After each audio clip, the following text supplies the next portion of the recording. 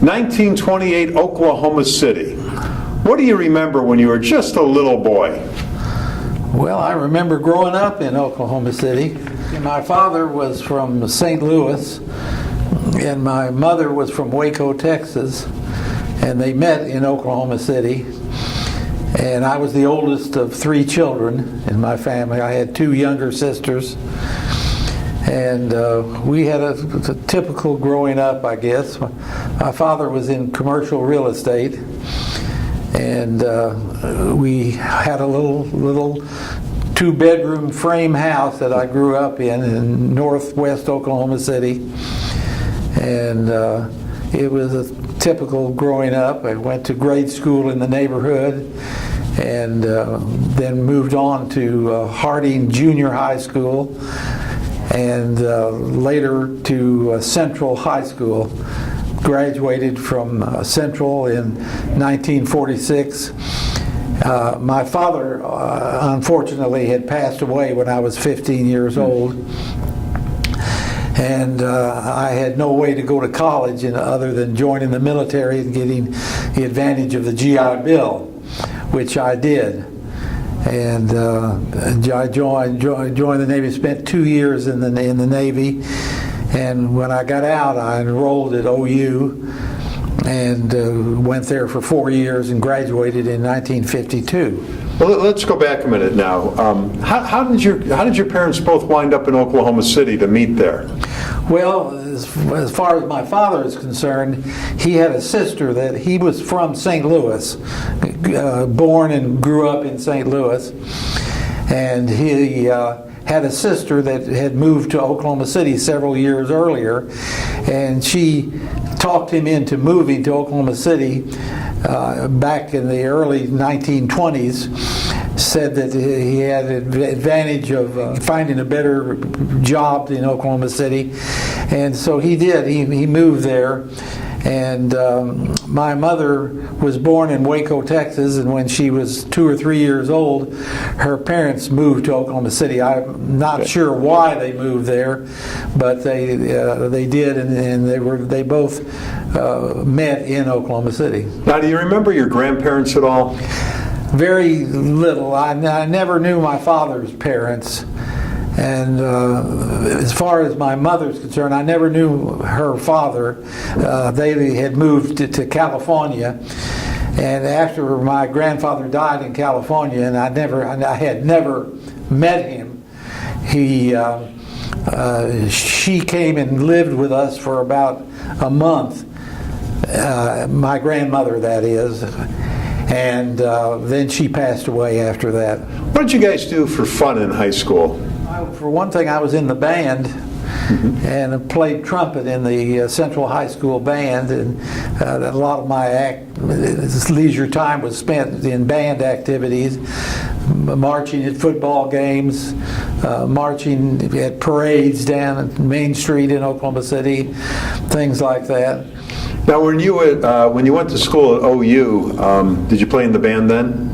No, I didn't get in the band. I had been out of it for a couple of years, and the main problem with that was I needed to work. Right. And I had a job at a woman's shoe store in downtown Oklahoma City, and that took up my Saturdays, and that's when the band played at football games and different things.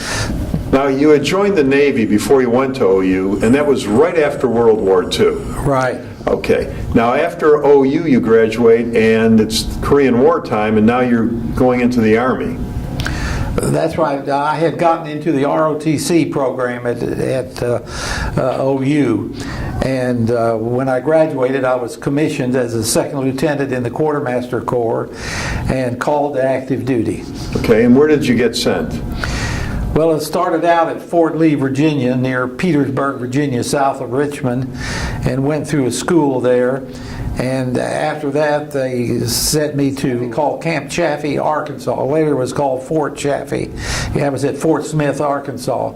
And I was there for a couple of months and then shipped to Germany after that. Okay, and what was your assignment in Germany? I was in the storage division of a quartermaster depot in the southwest part of Germany. And you know, it wasn't too long after World War II. How did the German community accept you guys?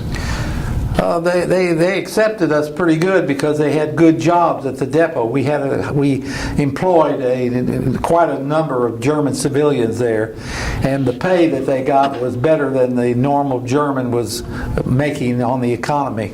Right. Did they ever talk about the war at all with you guys? A little bit, sometimes, if you kind of talk to them about it. Yeah. What would they say? What did they think? Most of them felt that Hitler had misled them, and it was obvious what happened to Germany. They lost the war big time. Right. And I didn't get into any arguments about the concentration camps or anything like that, but I became good friends with a number of German civilians, and right. in fact I was in one New Year's Eve, I was invited to their home for a New Year's Eve party, and had a real nice time with them. What was your mission out there? Well, we had the Class 2 and 4 supply for all of Europe. We had petroleum products there. We had clothing and different. It was a regular quartermaster depot, large depot, and we had military personnel, of course, working there. But in addition, we had a good number of German civilian employees. You never made it to Korea? No, I spent my time in Germany. Okay. Where did you meet your wife? I met her at OU. Okay, and when did you guys get married? We got married on November 23rd, 1952.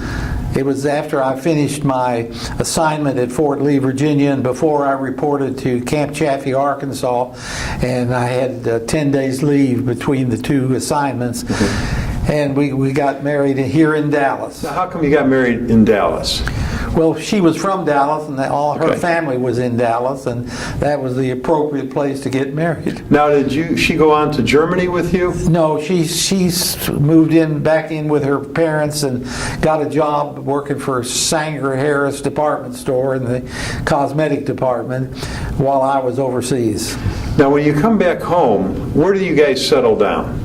Well, after we got home, we moved back to Oklahoma City, and I got a job working for the newspaper, the Daily Oklahoman, selling classified advertising. That was my first job after I came back.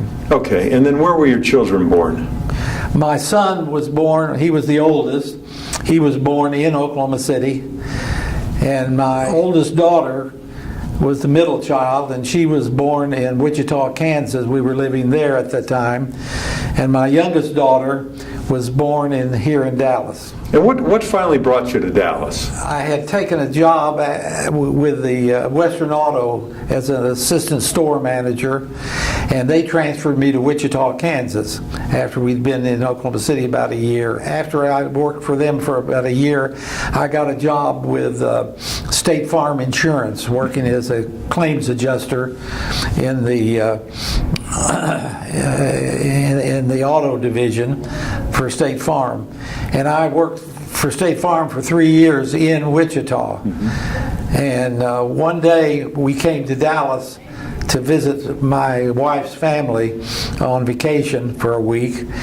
And we were driving down Preston Road, and I pointed out to my wife that the State Farm had a regional office. At the time, it was located at Forest and Preston. And I pointed out that was State Farm's regional office. And she looked at it for a minute, and she said, well, do they have claims adjusters here working in Dallas doing the same thing you're doing? And I said, sure, they've got a claim office here, and they have a lot of claim offices. She said, wouldn't it be nice if you could get on here in Dallas and be near my parents, and the children would get, I had 2 children at the time, and they would be able to know their grandparents better and everything. And put the idea in my head. The next day I showed up at the regional office and talked to the claims manager for Dallas, and told him that I would be interested in moving to Dallas, that I had 3 years claim experience in Wichita, Kansas, and they were interested in me. And about 2 weeks after I got back to Wichita, I got a phone call from the claims manager for the Dallas area, offered me a job here. I made the arrangements to move here, and we moved here, and I started working in the Dallas claims office on November 30th of 1959. What was the happiest time in your life? Well, I think probably when my children were born. I have 3 wonderful children. My son is a doctor now, and he's a psychiatrist at Medical City. He's the medical director of Green Oak Psychiatric Hospital. My oldest daughter is a classroom teacher at the Dealey Montessori Academy, and my youngest daughter is the director of the Irving Regional School for the Deaf. Do you remember when you got your first car? I sure do. Growing up, we had a car when I was very small, but then we had to sell it. We couldn't afford to keep it any longer after my father died. And so we had no car. I went to school on the bus, to high school on the bus. And of course, when I went in the Navy, I didn't need a car. And after I got back out of the Navy, I remember going with my mother on the bus to buy groceries, standing at the bus stop with several sacks of groceries at our feet, and I thought to myself, this is ridiculous, having to go to the grocery store on the bus. I need a car. And so somebody I knew was selling a 1937 Plymouth. I think it was for $600, and I had saved up a little money when I was in the Navy, and that's what I purchased my first car. And that was back in 48. It's a neat memory, isn't it? Yeah. Now, in your lifetime, we've had so much advancement in technology. Was there something that came along that you went, wow, how did we ever get along without this? Probably computers. Mm-hmm. You wonder how you ever got along with that without computers and email and all of the different things of information that you can gain from the computer. Now, in your lifetime, you've lived through so many momentous occasions. Obviously, the Korean War era, President Kennedy assassination, something good, the moon landing in '69. Of course, the tragedy of 9/11. Was there something that really stood out and affected you where you knew exactly where you were when it happened? I remember the Kennedy assassination. I was working in the State Farm regional office at the time on Forest and Preston. When the word came through about the assassination, all work just stopped. Everybody just couldn't hardly believe it. And that was, I don't think I'll ever forget that. Did it affect you at all? Not personally, really, but just generally it did. You and Ethel have 3 kids, 6 grandkids, no great-grandkids yet. No. What advice does Grandpa leave for the next generation? My children didn't need a whole lot of advice from me. They were pretty independent, and they all did well. Between my 3 children, I supported 18 years of college. Every one of them went to college for 6 years. Yeah. My son went through college and medical school in 6 years instead of 8 years, which is the norm. I told my oldest grandson is at UT Austin right now. He's on a athletic scholarship. He's a tennis player. He's the captain of the varsity tennis team at UT. I told him that the only thing we were expecting of him was to make decent passing grades. Did you and Ethel get involved with the Jewish community at all? But we belong to the Temple Manual Couples Club, which is a social group. Right. And my wife has done some volunteer work. She belongs to Hadassah. We belong to Fereth Israel Traditional Synagogue. Thank you for doing this today. Well, you're quite welcome.